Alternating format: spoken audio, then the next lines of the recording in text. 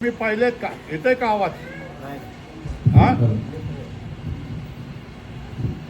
हे व्यक्तिमत्व तुम्ही पाहिलेत का? याचे वडील अत्यंत गरीब आहे, परिस्थिती अत्यंत नाजूक, तरी पण ह्याने पूर्वजन्मामध्ये अतिशय पुण्य केलेलं आहे. याला सर्प चावला, काय झालं? त्याचं विष सगळ्या शरीरामध्ये भिनलं, सगळं शरीर थरथर करायला लागलं, उभं राहता येत नव्हतं. अशी सगळी परिस्थिती त्याची आहे. परमेश्वराने त्याला जसं तसं बरं केलं आणि हा माणूस उभा राहिलेला आहे. गीता भवनामध्ये पैठणला सुरुवातीचं शिक्षण याने घेतलं. याच्यानंतर माझ्याकडे आलेलं आहे. बाबांजवळ यांनी शिक्षण घेतलेलं आहे. अनेक पुस्तकं ग्रंथ पूर्ण केली आहेत. माझ्याजवळही करतोय. हा माणूस भगवंताने याच्यावर एवढी कृपा केलेली आहे की संत वाङ्मयामधले कितीतरी अभंग, कितीतरी प्रमाण पाठ आहे. आम्ही शिकवत असताना तो म्हणून दाखवत असतो, हे बघा याच्यावर हे प्रमाण, याच्यावर हे प्रमाण लिहून घ्या. त्याचप्रमाणे संस्कृत मधले जे उपनिषद वगैरे ग्रंथ आहेत हे त्याला अत्यंत पटापट लागतात आणि आपण जे सांगतो तो मान डोलावून किंवा बोलून त्याच्या चेहऱ्यावर दिसतं की त्याला कळलेलं आहे म्हणून. अत्यंत प्रतिभावंत माणूस आहे आणि याने जर अहंकाराला नियंत्रणामध्ये ठेवलं तर भविष्य काळामध्ये हा मोठा विद्वान झाल्याशिवाय राहणार नाही.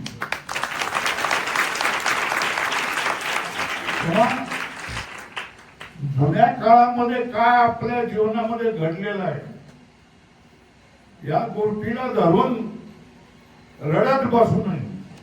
तर वर्तमान काळामध्ये आपण काय केलं पाहिजे? आपली सारी शक्ती, सगळी प्रतिभा, सगळी युक्ती कामाला लावून आपलं जीवन उज्ज्वल करावं. शिवाजी महाराजांचं जीवन उज्ज्वल आहे. अत्यंत प्रतिभावान आणि विद्वान, बुद्धिमान अशा तऱ्हेचा हा कौतुक केलंय ते डोक्यात जाऊ नये, जेवढीच माझी विनंती आहे. आणि परमेश्वराचं हे सगळं दान परमेश्वराचं आहे असं समजून त्याने जर केलं तर त्याची वाटचाल सुंदर होणार आहे. मी त्यांना बोलायला देतोय. बोला. बघा, हा चालताना सुद्धा पटकन पडून जातो. अपंगत्वावर त्याने मात केलेली आहे सगळी. गुरुर् ब्रह्मा गुरुर्विष्णू गुरुर्देव महेश्वरः गुरुर् साक्षात परब्रह्म तस्मै श्री गुरुवे नमः. मार्ग हा दाविला जेथे नाही गोवा गुंती, श्री गुरु प्रसन्न झाली निवारली अवघी भ्रांती.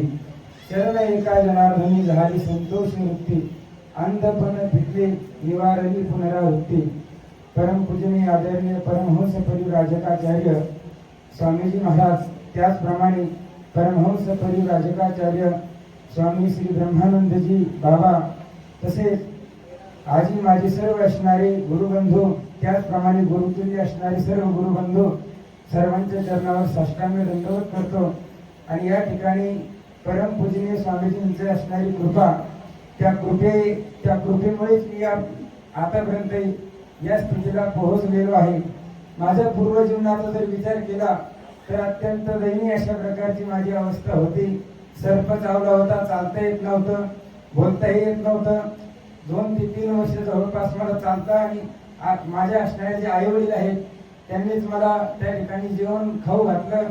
स्वतः पाणी सुद्धा पिता येत नव्हतं. अशा प्रकारची अवस्था असताना मी काही आता आपल्या जीवनात काही खरं नाही म्हणून आत्महत्यासाठी मी प्रवृत्त झालेलो होतो. परंतु गावाजवळ एक सप्ताह चालू होता आणि त्या ठिकाणी तुकारामगीज होती.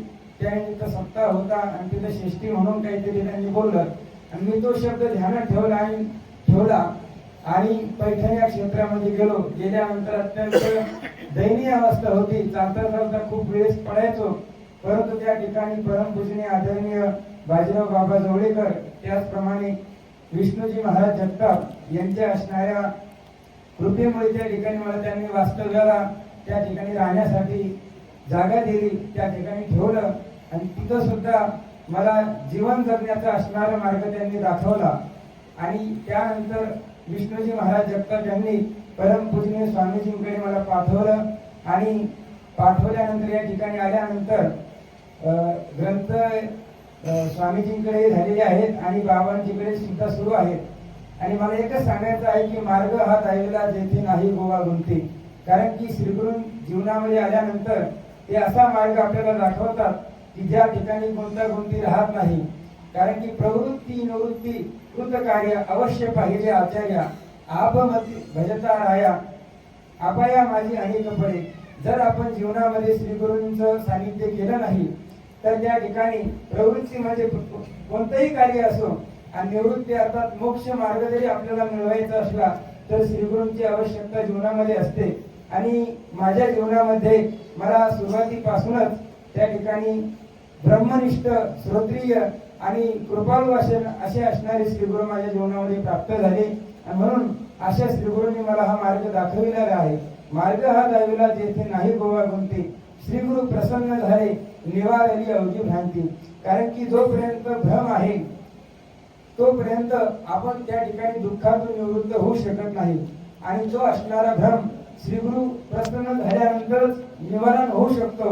आणि अशा प्रकारे माझ्या जीवनामध्ये श्रीगुरु माझ्यावर प्रसन्न झाले आणि माझ्या जीवनामध्ये असणारा जो काही भ्रम होता, जे अज्ञान होतं, त्या अज्ञानाला घालवण्याचं काम श्रीगुरूंनी केलेलं आहे. जे अंधाळेपणा होता म्हणजे अज्ञानपणा होता तो या ठिकाणी स्वामीजींच्या कृपेने गेलेला आहे असं मी निश्चित या ठिकाणी सांगू शकतो. झालेले शब्द श्रीगुरु स्वामीजींच्या चरणी अर्पण करतो, बाबाजींच्या चरणी अर्पण करतो.